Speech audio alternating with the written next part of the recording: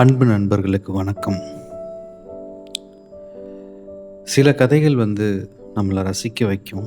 சில கதைகள் சிந்திக்க வைக்கும்.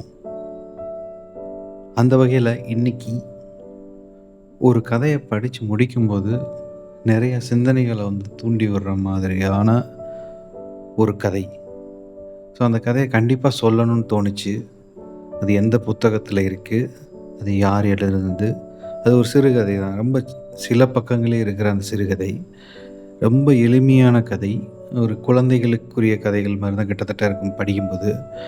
ஆனால் அதை படித்து முடித்ததுக்கப்புறம் அதை நம்மளோட பொருத்தி பார்த்தா என்ன மாதிரியான மாற்றங்களை நம்ம தாண்டி வந்திருக்கோங்கிறத உணர முடியும். நிறையா பேர் நிறையா சூழலில் நம்ம வாழ்ந்திருப்போம். அதெல்லாம் நம்ம பொருத்தி பார்க்கலாம். அவங்களோட வாழ்க்கைக்கு ஏற்ற மாதிரி பொருத்தி பார்க்குற மாதிரி தான் இருந்தது. ஸோ அப்படிப்பட்ட கதையை பற்றி நம்ம இன்றைக்கி பார்க்கலாம். வாங்க.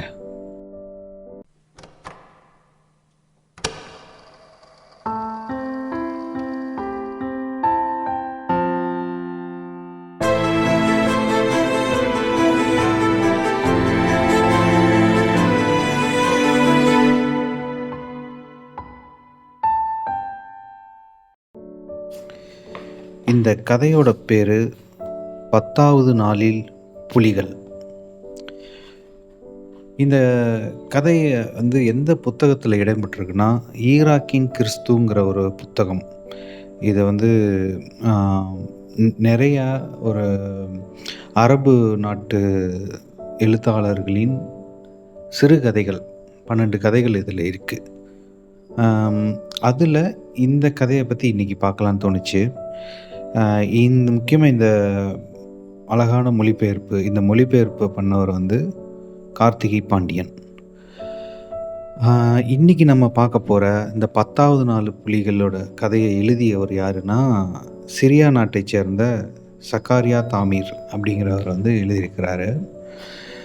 ஸோ இந்த கதை ரொம்ப சிம்பிளான கதை. அது என்ன கதைன்னா, ஒரு பயிற்சியாளர்னு வச்சுக்கோங்களேன். கிட்டத்தட்ட ஒரு ஜூவோ இல்லாட்டி அதை கரெக்டாக இதுதான் சொல்லலை. ஒரு கூண்டுக்குள்ளே ஒரு புலியை அடைச்சி வச்சுருக்கிறாங்க. அதை சுற்றி மாணவர்கள் இருக்காங்க. அதுக்கு நடுவில் ஒரு பயிற்சியாளர் இருக்கார். அவர் என்ன சொல்கிறாருன்னா, இன்றைக்கி நீங்கள் பாருங்கள், இன்றைக்கி இருந்து பாருங்கள், இந்த புலியை நான் எப்படி மாற்றுறேன் அப்படிங்கிறத காமிக்கிறேன் அப்படிங்கிறத சொல்லுவார் அந்த பயிற்சியாளர். மாணவர்கள் கேட்டுப்பாங்க. ஸோ முதல் நாள் புலிகிட்ட சொல்லுவார், நீ நான் சொல்லும்போது எழுந்து நிற்கணும் அப்படின்னு சொல்லுவார். இல்லை அப்படி கிடையாது. ஆக்சுவலாக முதல் நாள் புலிகிட்ட நீ என்கிட்ட பசிக்குதுன்னு சொல்லு, உனக்கு சாப்பாடு போடுறேன் அப்படின்னு சொல்லுவார். அதுக்கு என்ன ஆகுன்னா, புலி என்ன சொல்லும், நான் எதுக்கு உன்கிட்ட சாப்பாடு கேட்குறேன், எனக்கு அப்படிலாம் உன்கிட்ட கேட்டு சாப்பிட்ணும் அவசியம் கிடையாதுங்கிற மாதிரி ரிப்ளை பண்ணிடும். அது அப்போ தான் காட்டிலேருந்து கொண்டு வந்திருப்பாங்க, கூண்டில் அடைச்சிருப்பாங்க. அதுக்கு அந்த கெத்தில் சொல்லும். அப்போ கொஞ்ச நேரம் கழித்து அதுக்கு பசிக்க ஆரம்பிக்கும்போது, இப்போயாவது நீ ஒத்துக்கோ, பசிக்குதுன்னு சொல்லு, உனக்கு நிறையா மாமிசம் தரேன்னு சொன்னோடனே, சரி என்ன பசிக்குதுன்னு சொல்ல போகிறோம், அதை சொல்லிவிடுவோமே, நமக்கு பசிக்க தானே செய்யுது அப்படின்னு சொல்லிட்டு பசிக்குதுன்னு சொன்னோடனே மாமிசத்தை கொடுத்துருவாங்க. அதை நல்லா சாப்பிட்ரும். அதுக்கப்புறம் திரும்ப நீ அடுத்து சாப்பிட பசிக்கும் பொழுது, பசிச்சு நீ சாப்பிடணுன்னா, நான் எந்திரிச்சு நீ நடந்துக்கிட்டே இருக்கல, கூண்டில் நடந்துகிட்டே இருக்கும் பொழுது நான் நில்லு அப்படின்னு சொன்னோடனே நீ நின்றணும் அப்படின்னு சொல்லுவார் பயிற்சியாளர். புலி என்ன சொல்லுன்னா, அப்படிலாம் முடியாது, நான் காட்டில் எப்படி இருந்தவன், நான் எதுக்கு நிற்கிறேன் அப்படின்னு. வழக்கம் போல் சாப்பாடு போடாமல் வச்சோடனே, சரி நிற்கிறது தானே, நின்றுட்டு போகிறேன், நீ சாப்பாடு போடு அப்படின்னோடனே சரின்னு சொல்லிட்டு சாப்பாடு போட்டுருவாங்க. அதுக்கு அடுத்த ஸ்டேஜில் என்ன பண்ணுவாருன்னா, நீ ஒரு பூனை மாதிரி கத்தணும் அப்படின்னு சொன்னோடனே அதை மட்டும் ஒத்துக்கவே ஒத்துக்காது. நான் ஒரு புலி, நான் இப்படி தான் இருப்பேன், நான் எதுக்கு அந்த என்னையை விட கீழே இருக்கிற அந்த பூனை மாதிரி நான் கத்தணும், என்னோட கெத்து என்ன ஆகும் அப்படிங்கிற மாதிரி அதை சொல்லிடும். ஆனா அப்பன்னா ஓகே. நீ வந்து உனக்கு சாப்பாடு கிடையாது அப்படின்னு சொல்லினோனே, வேற வழி இல்லாம ஒரு ஸ்டேஜ்ல பூனை மாரியும் கத்திடும். இதுக்கப்புறம் என்ன பண்ணுவாங்கன்னா, அவர் வந்து பயிற்சியாளர் சொல்லுவாரு. இதுக்கப்புறம் தான் இன்னும் கதையே இருக்கு. நல்லா பாருங்க. இது வந்து என்னன்னா, எப்படி ஒரு மனுஷன் வந்து தலை நிமிர்ந்து இப்படி நின்னுட்டா மட்டும் அவனால சாதிச்சிட முடியாது. அவன்கிட்ட வயிறுன்னு ஒண்ணு இருக்கு. தலைய நிமிர்த்தி வைக்கிறதுனால ஒண்ணும் பண்ண முடியாது. வயிறு பசிக்கும்போது தலை குனிஞ்சு தான் ஆகணும். அப்படின்னு சொல்லுவாரு அந்த பயிற்சியாளர். உடனே மாணவர்கள் எல்லாம் பார்ப்பாங்க. அதுக்கப்புறம் புலிகிட்ட போயிட்டு, "நீ வந்து கழுத மாரி கத்தணும்னு" சொன்னோனே, இப்படி ஒண்ணொண்ணா சொல்லிட்டே வருவாரு. வேற ஆப்ஷன் இல்லாம கழுத மாரி கத்தும்போது மட்டும் அவாய்ட் பண்ணும். அப்ப வந்து ரொம்ப நாள் பட்டினியா போட்டுருவாங்க. அதுக்கப்புறம் திரும்ப வேற வழி இல்லாம அது கனைக்கும். கணச்சு குடுத்தோனே, "நீ இல்ல, நீ இன்னொன்னு நான் ஒரு ஒரு இத நான் பேசுவேன். அது பேசி முடிச்ச உடனே, அதுக்கு நீ வந்து கை தட்டணும்." அப்படின்னு சொன்னோனே, புலிக்கு வந்து கேட்டுட்டு, "நீ பேசுறதே ஃபர்ஸ்ட்டு எனக்கு புரியல.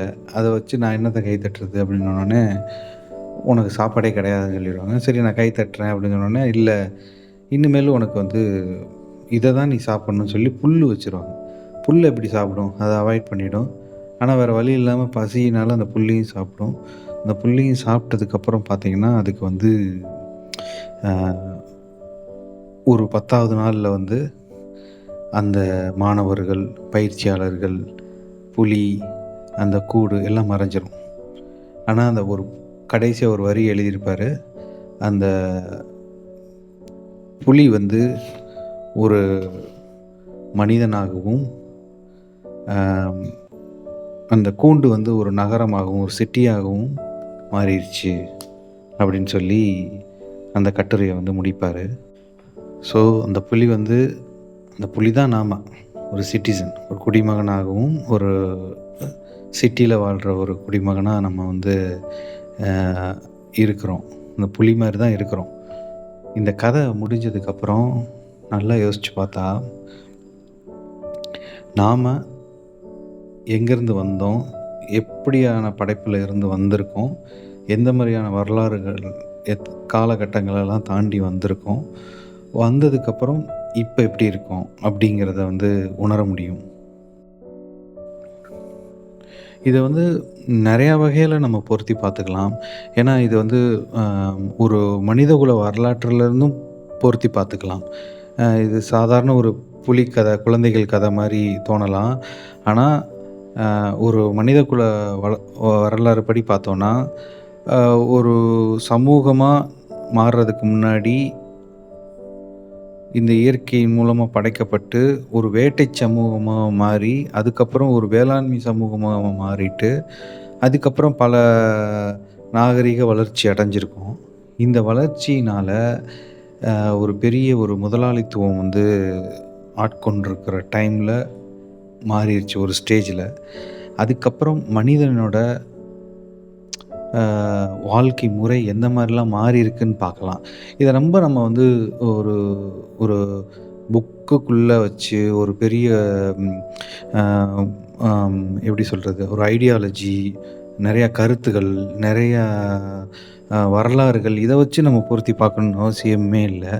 ஆ பொதுவா நமக்கு நாமளா இருக்கிறோமாங்கிறத ஒரு கொஸ்டின் பண்ணி பார்த்தாலே தெரியும். அ ஏன்னா நம்ம இந்த மாரி நெறையா ச அ முன்னாடி இந்த மாரி வேட்டை சமூகங்கள்லேருந்து இந்த நாகரீக சமூகங்கள் மாறும்பொழுது, பணம்னு ஒண்ணு வருது. ஸோ, அந்த பணத்துக்காக நம்ம ஓட வேண்டியது இருக்கு. இந்த சொசைட்டிங்கிற இந்த இன்ஃப்ராஸ்ட்ரக்சருக்குள்ள இருக்கும் பொழுது, இந்த பணத்துக்காக ஓடி தான் ஆகணும். ஸோ, ஓடும்போது அதிக தேவைக்கான பணத்துக்கு ஓடும்பொழுதும், அத நோக்கி நகரத்துக்கு தான் ஒரு மனிதன் வரான். இல்லன்னா, அவன் வாழ்ற இடத்த நகரமா மாத்துறான். இப்படி இப்படி மாத்தும் பொழுது என்ன ஆகுதுன்னா, ஸோ அவனோட அ அடையாளம் வந்து மறைஞ்சு போயிடுது. அவனோட இன்ட்ரெஸ்ட் போயிடுது. அவனோட நீட்ஸ் எதுவுமே வந்து நீட்ஸுங்கிறத விட அவனோட இன்ட்ரெஸ்ட்டு, அவனோட அடையாளம் எல்லாமே வந்து இழக்கிறான். ஏன்னா, அவன் வந்து ஒரு ரேஸ்ல ஓடுற சிச்சுவேஷன்ல வந்துட்டான் இங்க வந்து. சர்வை பண்றதுக்காகவும், தனக்கு தேவை எது, ஆசை எதுங்கிற ஒரு வித்தியாசம் எதுவுமே தெரியாம, ஒரு இந்த இந்த நகரத்துக்குள்ள மாட்டிக்கிட்டு, நாம ஒரு நாளும் எதையோ நோக்கி அ ஓடிக்கிட்டு இருக்கிறோம். அந்த பணத்த நோக்கி ஓடுறோம். அந்த பணத்துக்காக யார் யார் என்னென்ன சொல்றாங்களோ அதெல்லாமே செய்யிறோம். அந்த முதலாளித்துவமே அதானே. இந்த பயிற்சியாளன்ங்கிறது வந்து ஒரு கேபிட்டலிசம்னு வச்சுக்கங்களேன். அந்த புலி வந்து ஒரு சாதாரண மனிதனா இருக்கிறவன், ஒரு அ தேவைக்கும், ஆசைக்கும் வித்தியாசம் தெரியாம ஒரு இந்த சொசைட்டி இன்ஃப்ராஸ்ட்ரக்சர்க்குள்ள சர்வை பண்றதுக்கும், அந்த புலியா இருக்கிறவன் வந்து புலியா இருக்கிறது அதோட இயல்பு தன்மையிலேருந்து மாறுது. ஏன்னா உனக்கு நீ இது பண்ணலைன்னா உனக்கு நீ அவ்வளோதான் செத்து போயிடு. சாப்பிடாம செத்து போயிடுங்கிற ஸ்டேஜுக்கு போகுது. ஸோ அது வேற வழி இல்லாம அவன் சொல்றதெல்லாம் கேட்டுட்டு அது சர்வைவல் பண்ணுது. ஸோ சர்வைவலுக்காண்டி ஒரு மனிதன் இந்த இடத்துல அந்த புலி தனது அடையாளத்த இழக்குது. அவன் என்ன சொல்றானோ அது என்ன சொன்னாலும் செய்யுது. ஒரு ஸ்டேஜில அதுக்கு அடாப்டே ஆயிடுது. ஏன்னா புலி பசிச்சாலும் புல்ல தின்னாதுங்கிறத தாண்டி அந்த இடத்துல புலியே புல்ல தின்றுது. ஒரு ஸ்டேஜில சாப்பாடு மட்டும் சாப்பிட்டுட்டு இருந்தவனுக்கு ஒரு ஸ்டேஜில வேற வேற ஒரு வெஸ்டர்ன் கல்ச்சர்ல இருக்கிற ஃபுட்டெல்லாம் உள்ள வந்து, இப்ப அது வந்து பிடிச்சு போற மாரி ஆயிடுது. அதுக்கு அடாப்ட் ஆயிடுறான் அந்த மனிதன். ஸோ இந்த ஒரு சின்ன கதைய திரும்பி பார்க்கும்போது எங்கெங்கேயோ கொண்டு போகுது. ஆ இது வந்து ஒவ்வொருத்தவங்க வாழ்க்கையிலயும் பொருத்தி பார்க்கலாம். இது ரொம்பவும் நம்ம வந்து சிந்திக்கணும்னு தேவையில்ல. இப்ப பொதுவா சிம்பிளா சொல்லணும்னா, ஒரு குழந்தை பருவத்திலேருந்து ஒரு எ ஸ்கூல், காலேஜ் முடிக்கிற வரையும் நல்லா இருக்கிறவங்க, இந்த இதில முக்கியமா எஜுகேஷன்ல வந்து நம்ம சூஸ் பண்றது, பிடிச்சது சூஸ் பண்றதுங்கிறது இங்க கம்மி. அதுவே ஒரு அரசியல். வேற வழி இல்லாம சம்பாரிக்கணுங்கிற ஒரு நோக்கத்தோட மட்டுமே தான் நெறையா படிக்கிற மாரி இருக்கு. இங்க சிஸ்டம் அப்படி இருக்கு.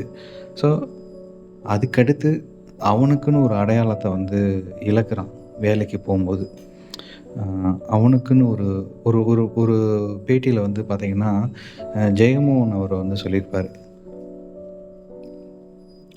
அவரோட நண்பர் வந்து அ ஆஸ்திரேலியாவா, யுஎஸ்ஓ சம்திங் அங்க வந்து ஒரு பெரிய ஒரு நிறுவனத்தில ஒரு முக்கியமான பதவியில இருப்பாரு. அவரு வந்து பெருமையா சொல்லியிருக்காரு ஜெயமோகன் அவர்ட்ட. இந்த மாரி அவங்க வந்து மேன் பவர் ஹேண்ட்லிங் தான் எங்களோட வேலை. அந்த மேன் பவர் வந்து எவ்வளோக்கு எவ்வளோ நாங்க புஷ் பண்ணி வேலை வாங்க முடியுமோ வாங்கிருவோம். ஹவர்ஸ் கணக்கே இல்லாம.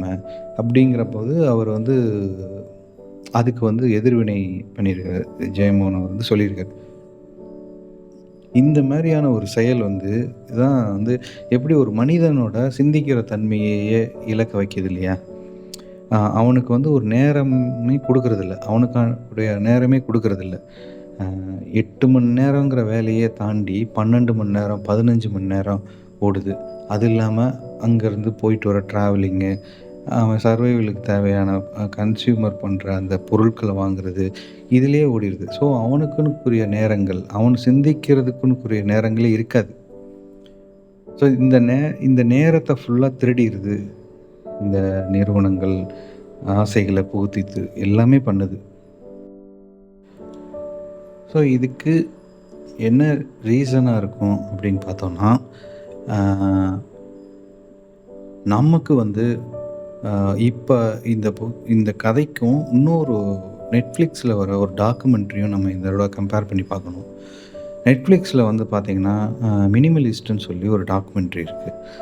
அதில வந்து என்ன சொல்லுவாங்கன்னா, ஒரு 2 பேர் வந்து ஒரு பெரிய நிறுவனத்தில நல்ல சம்பளத்தில, அதிகமான சம்பளத்தில ரொம்ப சின்ன வயசுலயே வந்துருவாங்க.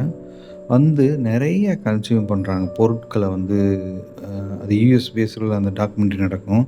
நெறைய பொருட்கள வந்து வாங்கிட்டே இருக்கிறாங்க. அது ஒரு அடிக்டடாவே ஆயிடுறாங்க. ஒரு ஸ்டேஜில அத ஸ்கிப் ஆயி, எப்படி அவங்க வந்து ஒரு மினிமலிஸ்ட் லைஃப்க்கு வராங்க அப்படிங்கிறது தான் அந்த டாக்குமெண்ட்ரி வந்து பேசும்.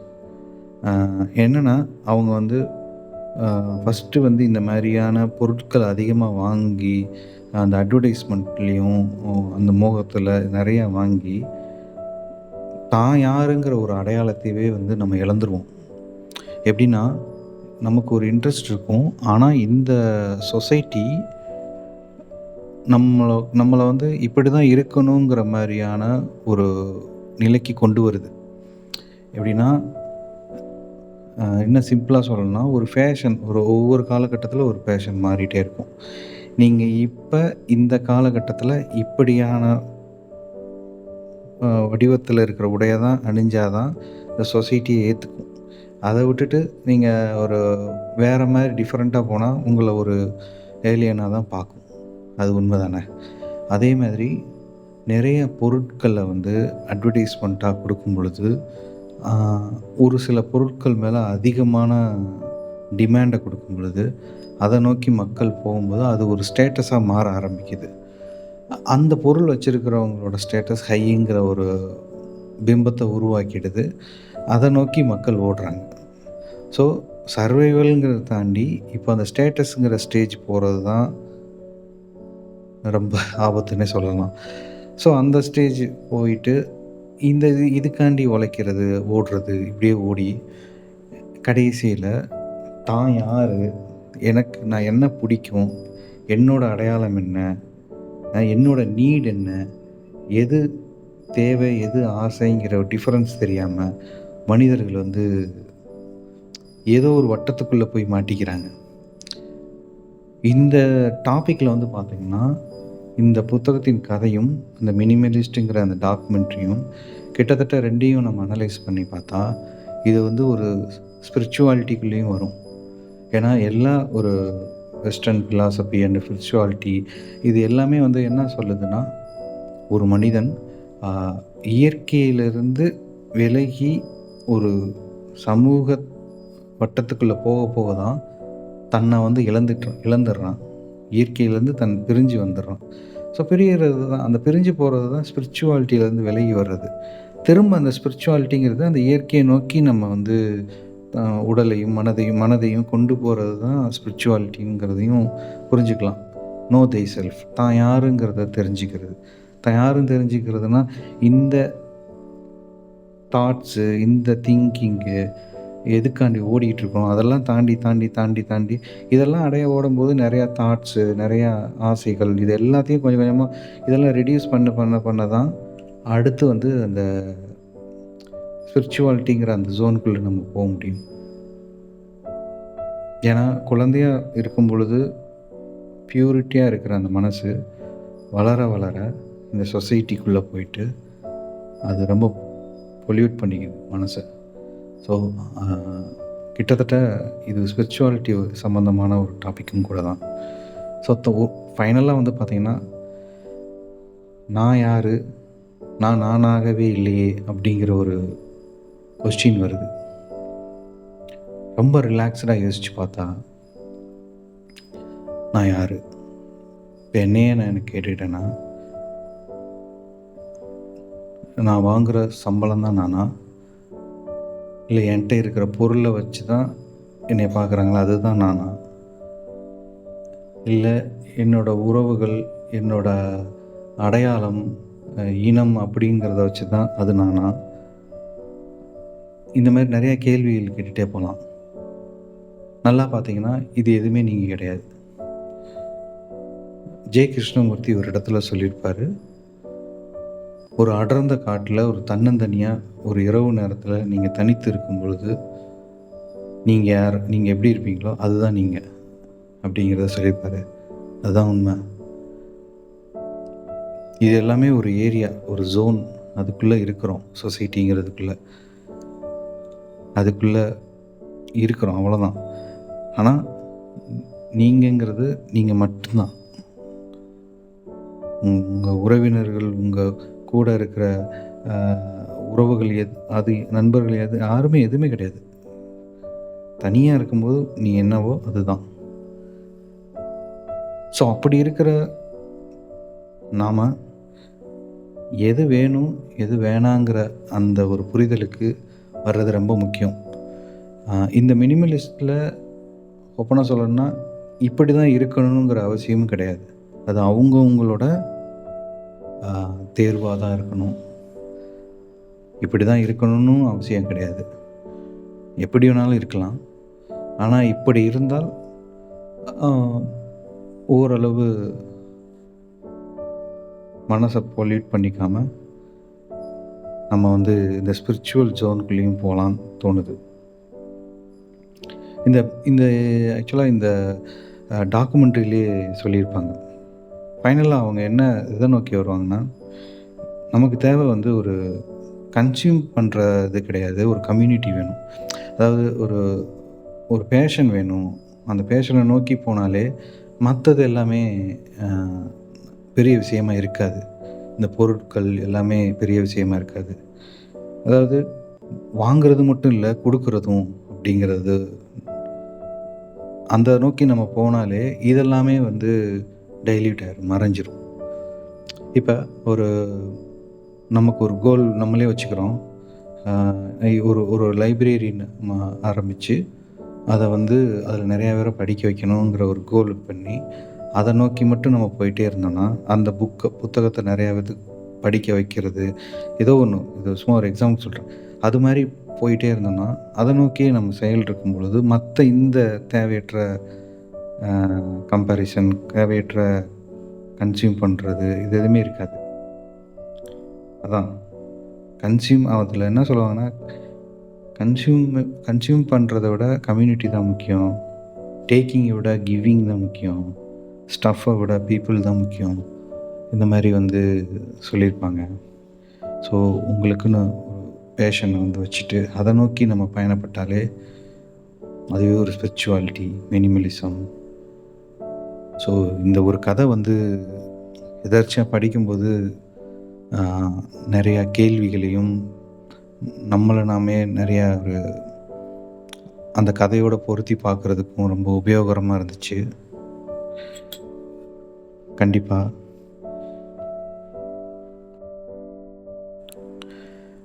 நாம யாருங்கிறத தெரிஞ்சுக்கணும். ஸோ அதுக்கு வந்து ரொம்ப சிம்பிளா இருக்கிறது தான் அதுக்கு ஒரு வழி. கண்டிப்பா சொல்லணும்னா, ஒரு இந்த உலகமயமாக்கல், குளோபலைசேஷனுக்கு முன்னாடியான வாழ்க்கைய வாழ்ந்தவங்களுக்கெல்லாம் தெரிய வாய்ப்பு இருக்கு.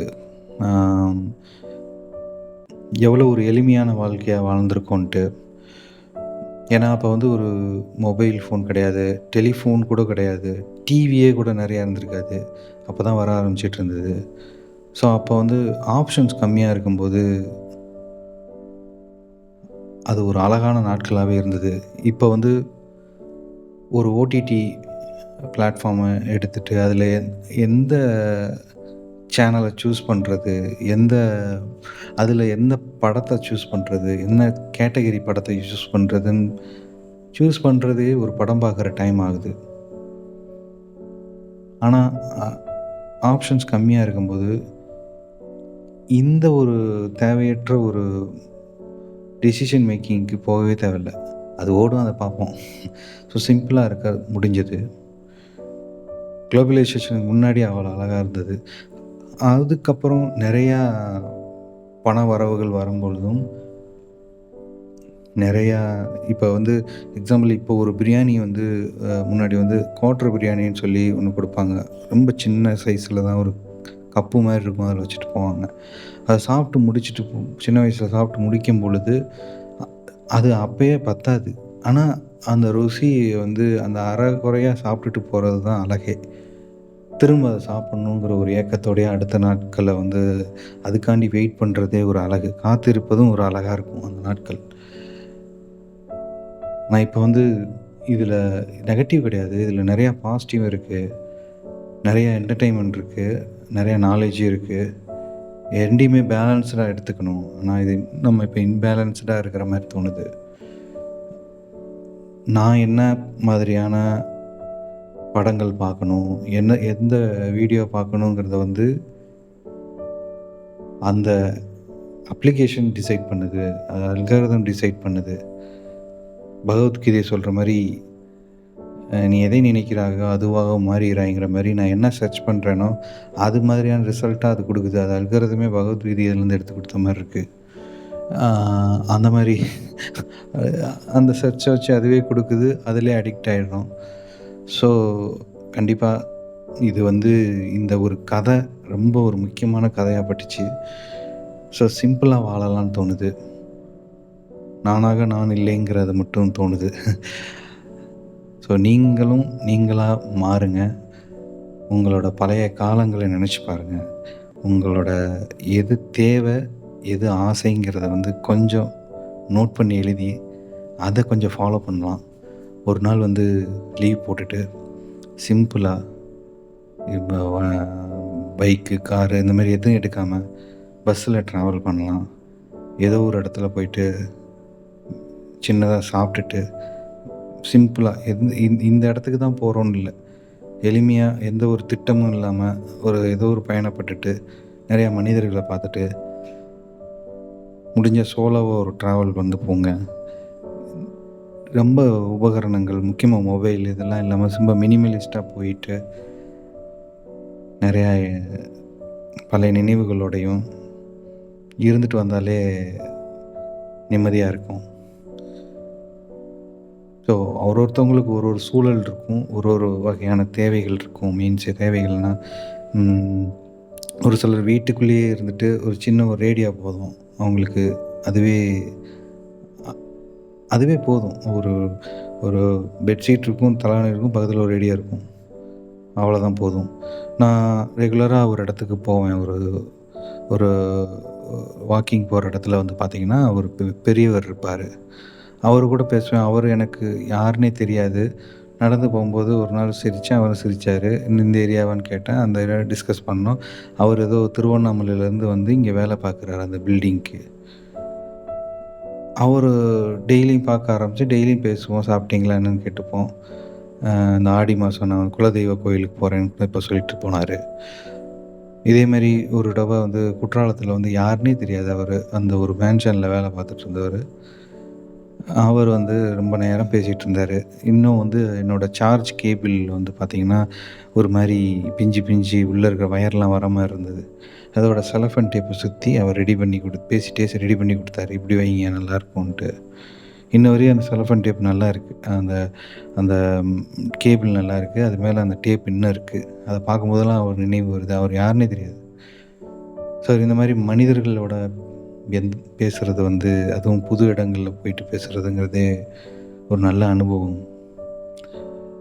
ஸோ அவங்களுக்கு பிடிச்ச மாரியான ஒரு பயணமும் உங்க செயலையும் செய்யுங்க. கண்டிப்பா நாமளா இருக்கலாம். ஓகே நண்பர்களே, எல்லாம் சரியாகும். நிம்மதியா தூங்குங்க. நன்றி. வணக்கம்.